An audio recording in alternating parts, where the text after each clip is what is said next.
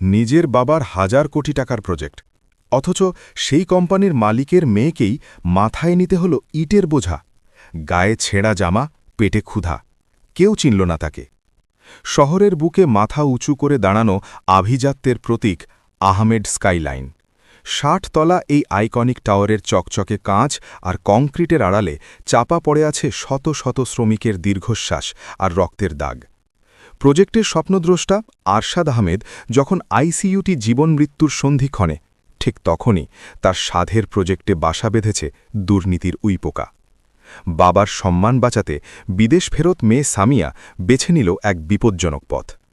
যারা তাকে সামান্য কামলা ভেবে লাথি মারল, তারা জানত না আজ যে মেয়েটি মাথা নিচু করে তাদের গালি শুনছে, কাল সেই মেয়েটি তাদের যমদূত হয়ে সামনে দাঁড়াবে। ছদ্মবেশী এক নারী আর দুর্নীতির সাম্রাজ্য পতন হওয়ার এক অবিশ্বাস্য লড়াইয়ের গল্প, যা শেষ পর্যন্ত না দেখলে বিশ্বাসই করবেন না। চৈত্র মাসের কাঠফাটা রোদ, দুপুরের সূর্যটা যেন ঠিক মাথার ওপর এসে আগুনের লাভা ঢেলে দিচ্ছে। আহমেদ স্কাইলাইনের মেইন গেটের সামনে শত শত মানুষের ভিড়, ধুলোবালি মাখা শরীর, শীর্ণকায় চেহারা। এদের মধ্যে কেউ এসেছে কাজের সন্ধানে, কেউ বকেয়া বেতনের আশায়। সেই ভিড়ের এক কোণায় দাঁড়িয়ে আছে সামিয়া। তার পরনে পুরনো হয়ে যাওয়া এক নীল রঙের সুতি শাড়ি, জায়গায় জায়গায় তালি দেওয়া। গায়ের রং রোদে পোড়া দেখানোর জন্য মেকআপ নিয়েছে। হাতে কড়া পড়ার নকল দাগ। তার সুন্দর রেশমি চুলগুলো রুক্ষ করে একটা ময়লা গামছা দিয়ে পেঁচানো। পায়ে সস্তার স্পঞ্জ স্যান্ডেল, যার এক পাশ ক্ষয়ে গেছে। লন্ডন স্কুল অফ ইকোনমিক্স থেকে সদ্য গ্র্যাজুয়েট হওয়া সামিয়া আজ দাঁড়িয়ে আছে লেবার লাইনে। গেটের দায়িত্বে থাকা সুপারভাইজার জলিল এক হাতে লাঠি আর অন্য হাতে পান চিবাতে চিবাতে গেট খুলল। তার চোখ ভরা অবজ্ঞা। এই, লাইন সোজা কর, ভেড়ার পালের মতো ঠেলাঠেলি করছিস কেন? আজ নতুন লেবার লাগবে ২০ জন। শুধু যারা ইট আর সিমেন্টের বস্তা ১০ তলায় কাঁধে করে তুলতে পারবি তারা থাক, বাকিরা ভাগ। সামিয়া লাইনের সামনে এগিয়ে গেল। জলিল তাকে আপাদস্তক মেপে নিল, নোংরা দৃষ্টিতে তাকিয়ে বলল, তোর তো শরীর পাতলা, সিমেন্টের বস্তা তুলতে পারবি নাকি মাঝপথে অজ্ঞান হয়ে পড়বি? সামিয়া গ্রামের ভাষায় কথা বলার প্র্যাকটিস করেছে গত ২ দিন ধরে। সে মাথা নিচু করে বলল, পারুম স্যার, পেটের দায়ে সব বারুম। বাপটা মইরা গেছে, ঘরে অসুস্থ মা, কামটা আমার খুব দরকার। জলিল থুতু ফেলে বলল, সবগুলোর একই কান্না। ঠিক আছে, যা, আইডি কার্ড জমা দে। হাজিরা দিনে ৩৫০ টাকা, ১ টাকাও বেশি পাবি না। আর শোন, কাজে কোনো ন্যাকামি করবি না, কাজে ঢিল দিলে লাথি মেরে বের করে দেব। সামিয়া ভেতরে ঢুকল। বিশাল কনস্ট্রাকশন সাইট, হাজার হাজার হ্যামারের শব্দ, গ্রাইন্ডিং মেশিনের কান ফাটানো আওয়াজ। বাতাসে সিমেন্টের গুঁড়ো উড়ছে কুয়াশার মতো। সামিয়ার শ্বাস নিতে কষ্ট হচ্ছিল, কিন্তু সে দমে গেল না। তার কাজ পড়ল মিক্সার মেশিনের সামনে। বালু আর পাথর ঝুড়িতে ভরে মেশিনে ঢালতে হবে। প্রথম ১ ঘন্টা কাজ করার পরই সামিয়ার মনে হলো তার হাত দুটো শরীর থেকে ছিঁড়ে পড়ে যাবে। সে জিমে ওয়েট লিফটিং করেছে, কিন্তু পেটের দায়ে তপ্ত দুপুরে ৫০ কেজি ওজনের পাথরের ঝুড়ি টানা যে কতটা কষ্টের তা আজ হাড়ে হাড়ে টের পাচ্ছে। তার ফর্সা হাত লাল হয়ে ফোসকা পড়ে গেল। ঘামে ভিজে শাড়ি গায়ের সাথে লেপটে গেল। দুপুর ২টো, লাঞ্চ ব্রেক। সাইটের এক কোনায় টিনের চালের নিচে ক্যান্টিন। আসলে ক্যান্টিন বলা ভুল, নোংরা এক ছাপড়া ঘর। সেখানে ভ্যাপসা গরমে শ্রমিকরা গাদাগাদি করে বসে আছে। সামিয়া নিজের টিফিন ক্যারিয়ার, যেটা সে বস্তি থেকে কিনেছে, এক কোনায় বসল। বাক্সে শুধু সাদা ভাত আর একটু আলু ভর্তা। খাবার কোনো রুচি নেই তার, কিন্তু অভিনয় চালিয়ে যেতে হবে। পাশেই বসেছিলেন এক বৃদ্ধ, বয়স ৬০-এর কোঠায়। গায়ের চামড়া ঝুলে গেছে, কিন্তু চোখের দৃষ্টি প্রখর। নাম জব্বার মুন্সি। সবাই ডাকে জব্বার চাচা। তিনি সামিয়ার দিকে তাকিয়ে মায়া ভরা কণ্ঠে বললেন, নতুন আইছো রে মা? সামিয়া মাথা নাড়ল। হ্যাঁ চাচা। হাত তো দেখি ফুইলা গেছে, শহরের মাইয়া মনে হয়, আগে কাম করস নাই? না চাচা, অভাবের সংসার।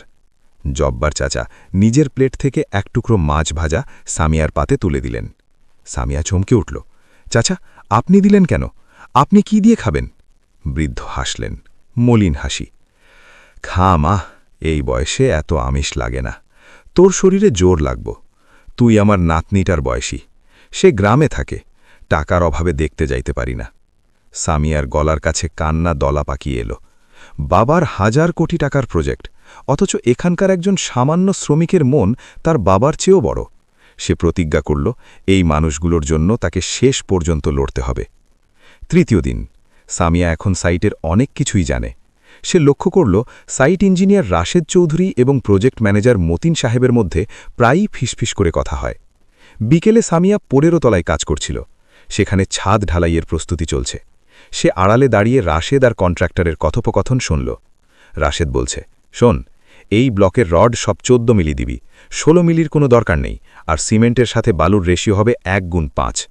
কন্ট্রাক্টর একটু ইতস্তত করে বলল, স্যার, ডিজাইনে তো 1:3 আর 16 মিলি রড লেখা, 60 তলা বিল্ডিং, লোড নিতে পারবে তো যদি ভূমিকম্প হয়? রাশেদ ধমক দিয়ে উঠল, তুই বেশি বুঝিস? ভূমিকম্প কি রোজ হয়? এমডি স্যার এখন কোমায়, দেখার কেউ নেই, মেয়েটা বিদেশে ফুর্তি করে বেড়াচ্ছে, এই সুযোগে আমাদের পকেট ভারী করতে হবে, কোটি টাকার মাল সরাবো, কেউ টেরও পাবে না, তুই যা বললাম তাই কর।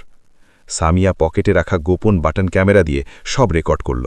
তার গা রিরি করছে। এরা শুধু টাকাই চুরি করছে না, এরা হাজার হাজার মানুষের জীবন নিয়ে ছিনিমিনি করছে। এই বিল্ডিং যদি ভেঙে পড়ে শত শত মানুষ মারা যাবে। সেদিন রাতে শ্রমিকদের থাকার জায়গায় গেল সামিয়া। টিনের বেড়া দেওয়া এক অস্বাস্থ্যকর পরিবেশ, মশার ভনভন শব্দ, ড্রেনের পচা গন্ধ, বাথরুমে পানি নেই, খাওয়ার পানি যে ড্রাম থেকে দেওয়া হয় তাতে শ্যাওলা জমে আছে। রাতে শুয়ে শুয়ে শুনল পাশের ঘরের এক শ্রমিক কাশছে, কাশতে কাশতে রক্ত বেরিয়ে আসছে। জব্বার চাচা দীর্ঘশ্বাস ফেলে বললেন, করিমটার যক্ষা হয়েছে মনে হয়, সিমেন্টের গুঁড়ো খাইতে খাইতে ফুসফুস পইচা গেছে। কিন্তু কোম্পানি চিকিৎসার একটা টাকাও দেয় না, উল্টা বলে অসুস্থ থাকলে কাজে আসার দরকার নেই। সামিয়া অন্ধকারে চোখ মুছল। সে তার বাবার ডায়েরিতে পড়েছিল, আমার শ্রমিকরাই আমার শক্তি। আজ তার বাবার সেই শক্তি ধুকে ধুকে মরছে, আর রাশেদ মতিনরা এসি রুমে বসে মদের গ্লাস ঠুকাখুকি করছে। সপ্তম দিন। আজ সাইটে এক ভয়াবহ দুর্ঘটনা ঘটল। 10 তলায় কাজ করছিল রাজু নামে এক কিশোর ছেলে, বয়স বড়জোর 15। সেফটি বেল্ট ছাড়াই তাকে বাইনের দিকের প্লাস্টার করার জন্য বাঁশ বেয়ে নামানো হয়েছিল। সুপারভাইজার জলিল টাকা বাঁচানোর জন্য জরাজীর্ণ পুরনো দড়ি ব্যবহার করছিল। হঠাৎ এক বিকট শব্দ, দড়ি ছিঁড়ে রাজু সোজা 10 তলা থেকে বালুর স্তূপের উপর আছড়ে পড়ল। বাঁচাও, বাঁচাও! চারপাশে শোরগোল পড়ে গেল। সামিয়া দৌড়ে গেল। রাজুর মাথা থেটে রক্ত বেরোচ্ছে, পা অদ্ভুতভাবে বেঁকে গেছে। ছেলেটা যন্ত্রণায় কাতরাচ্ছে। সামিয়া চিৎকার করে বলল, গাড়ি ডাকুন, এক্ষুনি হাসপাতালে নিতে হবে, ও মারা যাবে। জলিল এগিয়ে এলো। তার মুখে কোনো উদ্বেগ নেই, বরং বিরক্তি। সে পায়ে দিয়ে রাজুকে একটু ধাক্কা দিয়ে দেখল। আরে মরে নাই, নাটক করতাছে। এই তোরা 4 জন, একে ধরাধরি করে গেটের বাইরে রেখে আয়, হাতে 200 টাকা ধরিয়ে দিবি, সরকারি হাসপাতালে চলে যাবে, এখানে ভিড় করবি না, কাজ নষ্ট হচ্ছে। সামিয়া আর নিজেকে ধরে রাখতে পারল না। সে বাছিনির মতো গর্জন করল, আপনারা কি মানুষ না জানোয়ার? একটা বাচ্চার জীবন যাচ্ছে আর আপনারা 200 টাকা দিয়ে বিদায় করছেন? কোম্পানির অ্যাম্বুলেন্স কোথায়? সাইট সেফটি অফিসার কোথায়? জলিল অবাক হয়ে তাকালো। এই নোংরা মেয়েটার এত তেজ! সে এগিয়ে এসে সামিয়ার গালে চড় মারার জন্য হাত তুলল। তোর জবান তো খুব বড় হয়েছে, আমার মুখের উপর কথা বলিস, আজ তোকে জ্যান্ত পুঁতে ফেলব। সামিয়া জলিলের হাতটা শূন্যেই খপ করে ধরে ফেলল। তার অচোখে এখন আর সেই অসহায় লেবারের দৃষ্টি নেই, আছে প্রলয়ঙ্করী আগুন। সে জলিলের হাতটা মুছড়ে ধরল। হাত নামিয়ে কথা বলেন সুপারভাইজার সাহেব, লেবারের গায়ে হাত তোলার অধিকার আপনাকে কেউ দেয়নি। সবাই স্তব্ধ হয়ে গেল। এই মেয়ের এত শক্তি! ঠিক তখনই প্রজেক্ট ম্যানেজার মতিন সাহেব এলেন। কি হচ্ছে এখানে, এত হইচই কিসের? জলিল বলল, স্যার, এই মেয়ে তো বেয়াদব, কাজের সময় নষ্ট করছে, আবার আমার গায়ে হাত তুলে। মতিন সাহেব ঘৃণার দৃষ্টিতে তাকালেন। সিকিউরিটি, এই মেয়েকে আর ওই আহত ছেলেটাকে ঘাড় ধাক্কা দিয়ে বের করে দাও, আর এদের আজকের হাজিরা তো দেবেই না, উল্টে জরিমানা করো। সামিয়া রাজুকে কোলে তুলে নিল। যাওয়ার আগে সে মতিন সাহেবের চোখের দিকে তাকিয়ে বলল, বের তো একদিন হতে হবে স্যার, কিন্তু আমাকে না, আপনাদের। মনে রাখবেন, এই রাজুর গায়ের প্রতিটা ফোঁটা রক্তের হিসাব আমি নেব, খুব শিগগিরই। সেদিন নিজের পকেটের টাকায় রাজুকে প্রাইভেট হাসপাতালে ভর্তি করালো সামিয়া। ডাক্তার বলল, আর 1 ঘন্টা দেরি হলে রাজুকে বাঁচানো যেত না। পরদিন সকাল 10টা। আজ সাইটে মহা আয়োজন। খবর এসেছে কোম্পানির নতুন এমডি আর বোর্ড মেম্বাররা সাইট পরিদর্শনে আসবেন। আরশাদ সাহেবের মেয়ে নাকি আজ দায়িত্ব গ্রহণ করবেন। গেটে লাল গালিচা পাতা হয়েছে। রাশেদ, মতিন আর জলিল সবাই দামি স্যুট টাই পরে ফুলের তোড়া হাতে দাঁড়িয়ে। পুরো সাইট ঝকঝকে তকতকে করা হয়েছে। শ্রমিকদের নতুন হেলমেট আর জ্যাকেট দেওয়া হয়েছে শুধু আজকের জন্য। জলিল শ্রমিকদের শাসিয়ে দিচ্ছে, ম্যাডাম যখন আসবে সবাই হাসি মুখে সালাম দিবি, কেউ কোনো অভাব অভিযোগের কথা বললে জিব্বা কেটে ফেলব। সাইরেন বাজিয়ে কনভয় এসে থামল। পুলিশের গাড়ি, তারপর কালো মার্সিডিজ বেঞ্চ। রাশেদ আর মতিন দৌড়ে গেল গাড়ির দরজা খুলে দিতে। Welcome ma'am, welcome to Ahmed skyline, Matin গদগদ হয়ে বলল। গাড়ি থেকে নামল এক তরুণী, পরনে কালো বিজনেস স্যুট, চোখে রোদ চশমা, পায়ে হাই হিল। তার হাঁটার ভঙ্গি রাজকীয়। পেছনে একদল আইনজীবী এবং পুলিশ অফিসার। সামিয়া রোদ চশমাটা খুলল। সবাই হাততালি দিয়ে উঠল, কিন্তু রাশেদ, মতিন আর জলিল তিনজনই যেন ভূত দেখল। এই মুখটা তাদের চেনা চেনা লাগছে, চোখগুলো সেই জ্বলন্ত চোখ। সামিয়া সোজা ডায়াসে উঠে মাইক হাতে নিল। ধন্যবাদ সবাইকে। তার কণ্ঠস্বর শান্ত কিন্তু তীক্ষ্ণ। সে রাশেদের দিকে তাকাল। রাশেদ সাহেব, কনস্ট্রাকশন খুব সুন্দর হচ্ছে, তাই না? রাশেদ তোতলামি করে বলল, জি জি ম্যাম, ওয়ার্ল্ড ক্লাস কোয়ালিটি। আমরা নিজের সন্তানের মতোই প্রজেক্ট দেখি। সামিয়া মুচকি হাসল। তাই? নিজের সন্তানের মতো? তাহলে কাল 10 তলা থেকে যে ছেলেটা পড়ে গেল, সে কার সন্তান ছিল রাশেদ সাহেব? রাশেদের মুখ ফ্যাকাশে হয়ে গেল। সামিয়া বলে চলল, জলিল সাহেব, আপনি না গতকাল বলেছিলেন লেবাররা ভেড়ার পাল, তাদের লাথি দিয়ে বের করে দেওয়া উচিত? পুরো মাঠে পিনপতন নীরবতা। শ্রমিকরা একে অপরের দিকে তাকাচ্ছে। এই ম্যাডাম এসব জানলেন কিভাবে? সামিয়া ইশারা করল। পেছনের বড় স্ক্রিনে ভিডিও চালু হল। স্ক্রিনে দেখা গেল রাশেদ কন্ট্রাক্টরকে বলছে রড কম দিতে। দেখা গেল জলিল লাথি মারছে পানির ড্রামে। দেখা গেল রক্তাক্ত রাজুকে তারা কিভাবে কুকুরের মতো বের করে দিচ্ছে। দর্শকরা শিউরে উঠল। বোর্ড মেম্বাররা রাগে দাঁড়িয়ে গেলেন। সামিয়া এবার নিজের ব্যাগ থেকে সেই ময়লা আইডি কার্ডটা বের করে টেবিলে ছুঁড়ে মারল। কার্ডে নাম লেখা লেবার শিউলি। চিনতে পারছেন কার্ডটা? আমিই ছিলাম গত 7 দিন আপনাদের সাইটের সেই শিউলি। আমি নিজের কাঁধে ইট টেনেছি। আমি আপনাদের দেওয়া পচা খাবার খেয়েছি। আমি দেখেছি কিভাবে আপনারা আমার বাবার স্বপ্নের এই প্রজেক্টকে দুর্নীতির আখড়া বানিয়েছেন। সামিয়া চিৎকার করে উঠল, আপনারা মানুষ নন, আপনারা খুনি। বিল্ডিং ধসে মানুষ মারার প্ল্যান করছিলেন?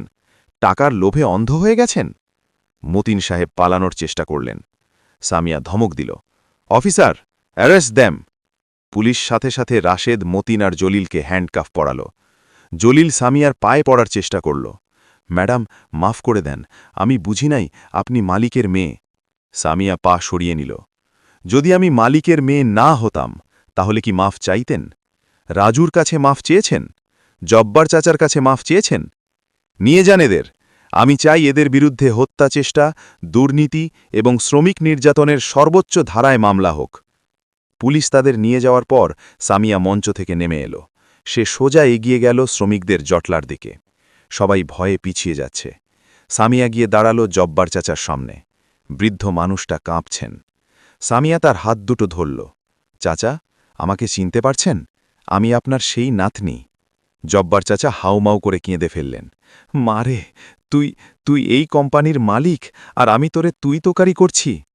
সামিয়া চোখের পানি মুছে বলল, আপনি আমাকে খাবার ভাগ করে খাইয়েছেন চাচা। এই ঋণ আমি শোধ করতে পারব না, তবে কথা দিচ্ছি আজ থেকে আর কোনো দিন আপনাকে বা কাউকে না খেয়ে থাকতে হবে না। সামিয়া আবার মাইক হাতে নিল। শুনুন সবাই, এই আহমেদ স্কাইলাইন আপনাদের ঘামে তৈরি। আজ থেকে আপনারা শুধু শ্রমিক নন, আপনারা এই কোম্পানির অংশীদার। আজ থেকে সবার বেতন দ্বিগুণ করা হল। শ্রমিকদের উল্লাসধ্বনি। প্রতিটি শ্রমিকের জন্য 1 কোটি টাকার লাইফ ইন্স্যুরেন্স থাকবে। থাকা খাওয়ার উন্নত ব্যবস্থা করা হবে। আর রাজুর চিকিৎসার পুরো দায়িত্ব কোম্পানির। তার পড়াশোনার খরচও আমরা দেব।